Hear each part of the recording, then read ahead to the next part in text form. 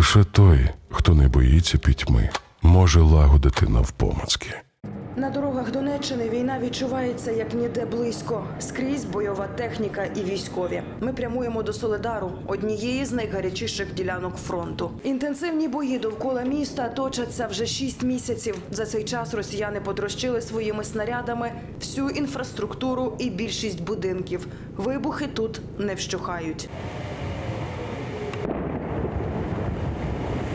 На околиці Солидара нині йде бій, чути і стрілецьку зброю, і важкі вибухи, тобто працюють танки і артилерія. Місто здригається від розривів, на вулицях порожньо. Вже ближче до лінії фронту нас зустрічають військові. Інтенсивна стрільба вже хвилин 15 мало людей.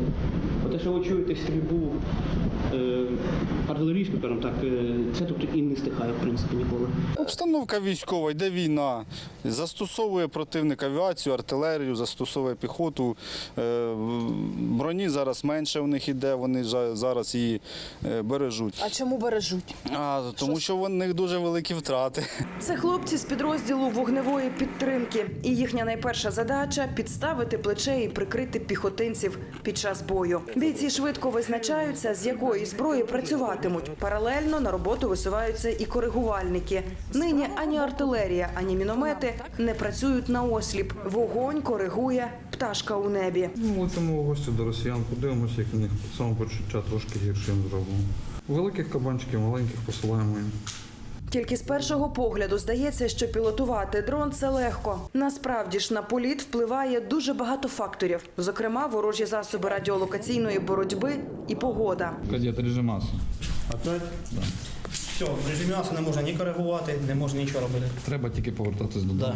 І то я можу не сісти. Працювали якісь реби, в нас немає ніякого зв'язку, ми повертаємося в аварійному режимі. У такі моменти й потрібні навички та досвід оператора, який керує пташкою. Аби коптер не лише повернути, а й підняти знову. Мінометники чекають на коригування. Все живі, всі щасливі, міняю акумулятор, злітаємо заново. З другої спроби коптер долетів до визначеної точки. Тут вони, ось тут вони і ось тут вони. А що у них там є? Там багато живої сили, техніки. Взагалі тут тільки жива сила. Техніки немає, вона під'їжджає. Під'їжджає, відпрацьовує і їде. Мінометники отримують точні координати й установки починають працювати. Постріл. Постріл. Постріл. 2 постріли пристрілочні і далі коригування робить свою справу.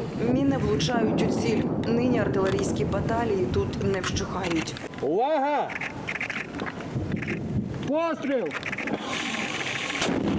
Обстановка вона складна в плані інтенсивності артилерійських обстрілів.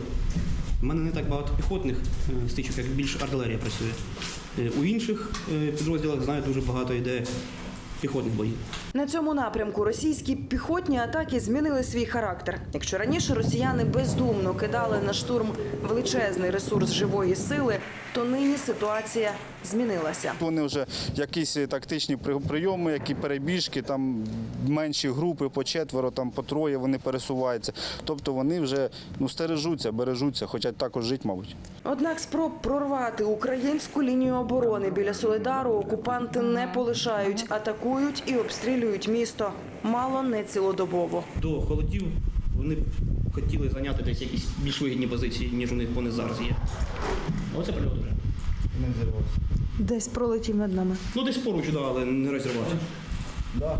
Але, значить, зараз буде другий десь. Давайте вони зможуть. Спускаємося, так? Євгенія Китаєва, Ганка Кудрявцева з Донецької області, 5 канал.